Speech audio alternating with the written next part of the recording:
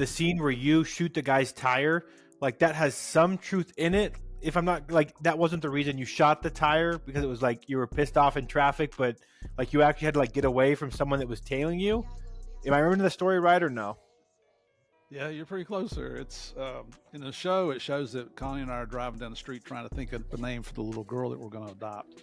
I think in the show they call her Olivia, and we're talking and not paying attention. I rear into a taxi cab and we get out, we have an argument, and then they show Boyd pulls out his gun, shoots the guy's tire.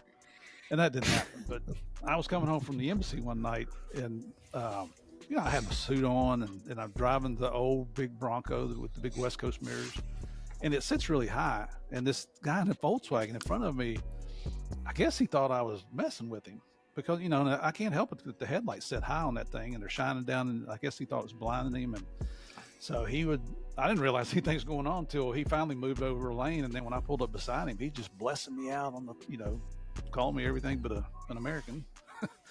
And so then he jerks and gets back in front of me, and I'm like, dude, what's your problem here? So I get to where I can pass him and go on, and I'm within about 3 blocks of going home, but I don't want him to know where I live because we had a lot of enemies down there, and we were already working on the Escobar thing up in Medellin. So I went to a little side street close to the house, and I made a quick right and a quick left onto this little like adjacent street. Well, he goes up to the next block and turns out, and he comes down at me head on.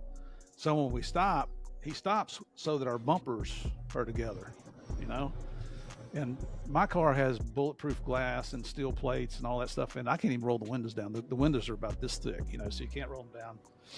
And I've got a 9mm pistol in my hand because I don't know who this guy is. And sit there for several minutes, and I'm like, dude, I just want to go home. It's been a long day, and we were working 12-hour days back then. And so finally, I opened my door and I leaned out and said, "¿Qué pasa?" And when I did, he sprayed some kind of chemical at me, and it burned. I had my jacket off. It burned the crap out of my arm. So, statute of limitations are running out on this. He may have gotten a 9mm tune-up in his car right there. But he quickly left the scene, and I was able to go home. And